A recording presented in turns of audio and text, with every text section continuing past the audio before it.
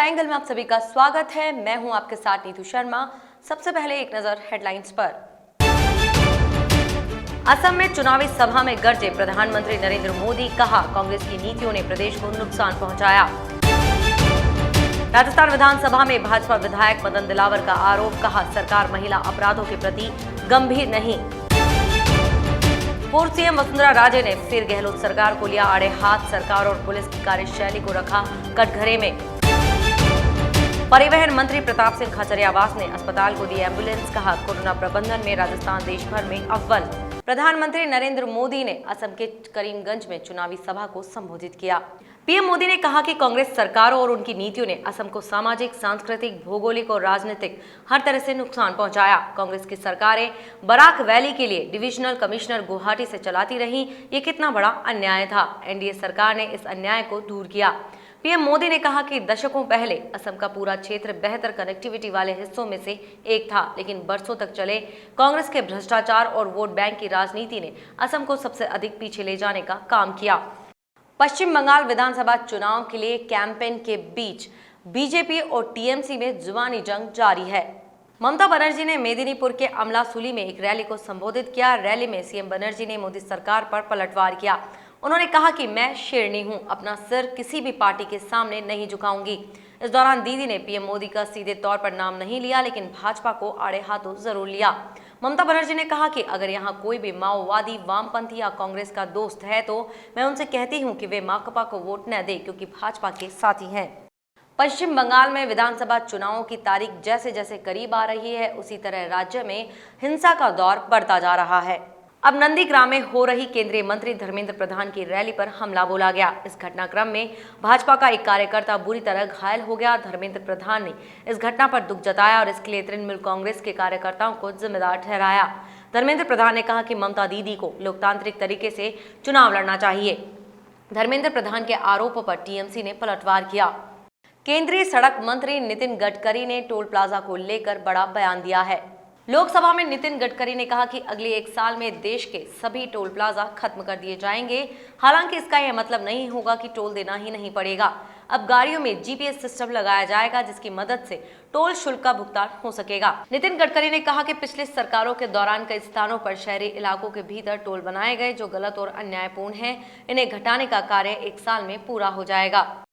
कांग्रेस नेता राहुल गांधी ने एक बार फिर किसान आंदोलन में जान गंवाने वाले लोगों को श्रद्धांजलि देने का मुद्दा उठाया। उन्होंने दावा किया कि अब तक 300 से अधिक किसानों की मौत हो चुकी है। राहुल गांधी ने कहा कि शहीद हुए अन्नदाताओं के लिए मेरा 2 मिनट का मौन बीजेपी को स्वीकार नहीं। अपने किसान मजदूर भाइयों के बलिदान को मैं बार बार श्रद्धांजलि दूंगा। जो मेरे मौन से डरते हैं, मैं उनसे नहीं डरता। किसानों की मांग को लेकर राहुल गांधी भी मुखर हैं। फटी जींस को लेकर उत्तराखंड के सीएम तीरथ सिंह रावत के बयान ने तूल पकड़ लिया है। विपक्ष के नेताओं के अलावा सोशल मीडिया पर भी तीरथ सिंह रावत के बयान का जोरदार विरोध हो रहा है। समाजवादी पार्टी की सांसद जया बच्चन ने कहा है कि इस तरह के बयान ही बीजेपी नेताओं की सच्चाई है और ये लोग बेटी बचाओ बेटी पढ़ाओ की बात करते हैं। दूसरी तरफ शिवसेना सांसद प्रियंका चतुर्वेदी ने तीरथ सिंह रावत के बयान के विरोध में ट्विटर पर एक फटी जींस वाली तस्वीर डाली है। प्रियंका ने तीरथ सिंह रावत को नसीहत देते हुए लिखा कि सोच बदलो मुख्यमंत्री जी, तभी देश बदलेगा। महिलाओं के पहनावे को लेकर विवादित बयान देने के बाद सोशल मीडिया पर एक नया ट्रेंड #रिप जीन्स ट्विटर भी काफी चल रहा है। सुप्रीम कोर्ट ने एक याचिका पर सुनवाई करते हुए मध्य प्रदेश हाईकोर्ट के एक फैसले को पलट दिया है। इसके तहत यौन उत्पीड़न के आरोपी को पीड़िता से राखी बंधवाने की शर्त पर जमानत दी गई थी। इसके साथ ही सुप्रीम कोर्ट ने विभिन्न अदालतों के न्यायाधीशों को महिलाओं के खिलाफ अपराध, खासकर यौन उत्पीड़न से जुड़े मामलों में सतर्कता बरतने का निर्देश दिया है। पीड़िता से राखी बंधवाने की शर्त पर आरोपी को जमानत देने के फैसले को चुनौती देते हुए 9 महिला वकीलों ने सुप्रीम कोर्ट में याचिका दायर की थी। किसान नेता राकेश टिकैत प्रदर्शन स्थल पर ही कोरोना वैक्सीन लगवाएंगे। उन्होंने मांग की है कि प्रदर्शन कर रहे किसानों को भी कोरोना का टीका लगाया जाए। भारतीय किसान यूनियन के प्रवक्ता ने कहा कि वो भी टीका लगवाना चाहते हैं। उन्होंने शर्त जैसी बात तो नहीं की है, लेकिन इतना जरूर कहा है कि प्रदर्शनकारी किसानों और जेल में बंद कैदियों को भी टीका लगाना चाहिए। टिकैत अभी गाजीपुर बॉर्डर पर डटे हैं। पूर्व मुख्यमंत्री वसुंधरा राजे ने एक बार फिर कानून व्यवस्था और बढ़ते महिला अपराधों को लेकर गहलोत सरकार पर निशाना साधा है। राजे ने आज भीलवाड़ा में सामने आई एक ताजा घटना का जिक्र करते हुए सरकार और पुलिस की कार्यशैली को कटघरे में रखा है। आज के ट्वीट में राज्य ने कहा कि भीलवाड़ा के रायपुर क्षेत्र में बकरियां चराने गई युवती से गैंगरेप हुआ, लेकिन अपराधियों के खौफ और लचर कानून व्यवस्था की वजह से पीड़िता ने न्याय के लिए आवाज तक नहीं उठाई। राज्य ने पुलिस की ढुलमुल कार्यशैली की ओर इशारा करते हुए कहा कि भीलवाड़ा में युवती के साथ हुए दुराचार के 25 दिन बाद जब वीडियो वायरल हुआ तब पुलिस हरकत में आई, लेकिन उसके बाद भी अपराधियों का पुलिस गिरफ्त से दूर होना अफसोसजनक है। भाजपा विधायक मदन दिलावर ने राजस्थान विधानसभा में स्थगन के जरिए सरकार और पुलिस कर्मियों को कटघरे में खड़ा किया। दिलावर ने कहा कि सरकार ने पुलिस को महिलाओं की इज्जत लूटने की पूरी छूट दे रखी है। पुलिस कर्मियों में होड़ सी मची हुई है कि कौन कितनी बहादुरी से महिलाओं की इज्जत लूटता है। उन्होंने कहा कि सरकार में इतनी हिम्मत नहीं है कि वो पुलिस कर्मियों की तरफ नजर भी टेढ़ी कर सके। अलवर जयपुर में इस तरह की घटनाएं हो चुकी हैं। 2019 थाना गाजी में गैंगरेप की घटना को पुलिस ने दबा लिया था। बाद में गैंगरेप का वीडियो वायरल हुआ। जयपुर में एसीपी ने एक महिला की असमत मांग ली। इन घटनाओं से साफ है कि सरकार महिला अपराधों को गंभीरता से नहीं लेती है। राजस्थान में पीपीपी मोड पर संचालित किए जा रहे चिकित्सालयों को अब राज्य सरकार खुद चलाएगी।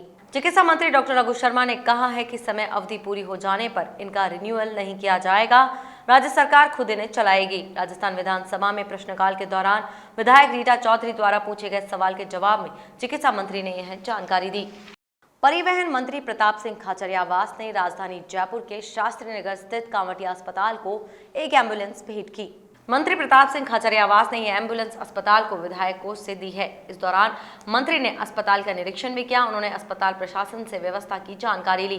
परिवहन मंत्री ने कहा कि गहलोत सरकार ने मुफ्त में कोरोना जांच, निःशुल्क दवा वितरण को लेकर बड़े काम किए हैं। उन्होंने कहा कि पूरे देश में राजस्थान की सरकार मॉडल के रूप में रही है। परिवहन मंत्री ने सरकार की तारीफ करते हुए कहा कि देश में पहली बार फ्री में दवा योजना कांग्रेस लेकर आई। सरकार की जिम्मेदारी है फ्री दवा योजना, फ्री जांच योजना और लोगों को फ्री में राशन, फ्री में इलाज, कोरोना का फ्री में टेस्ट, मेडिकल सुविधाओं को लेकर गहलोत सरकार ने बड़े काम किए, सब जानते हैं। पूरे देश में मॉडल सरकार के रूप में कांग्रेस की राजस्थान की सरकार रही। पहली बार फ्री में दवा योजना हम लेकर आए, फ्री जांच योजना हम लेकर आए।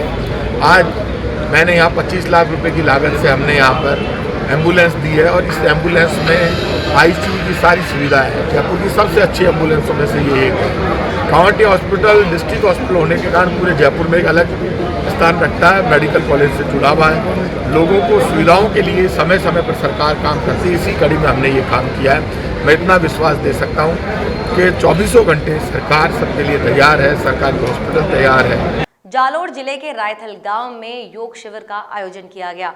राजकीय माध्यमिक विद्यालय स्कूल में योग प्रशिक्षक अर्जुन सिंह राजपुरोहित ने योग शिविर का आयोजन किया।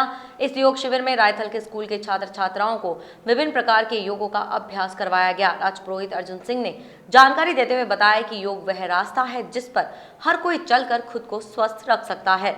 इस दौरान विद्यालय के प्रबंधन ने योग प्रशिक्षक अर्जुन सिंह राजपुरोहित का आभार व्यक्त कर उनके कार्य की सराहना की। यह योग शिविर गाँव में 1 महीने तक आयोजित किया जाएगा। इस बुलेटिन में थी तमाम बड़ी खास खबरें। देखते रहिए द एंगल। नमस्कार।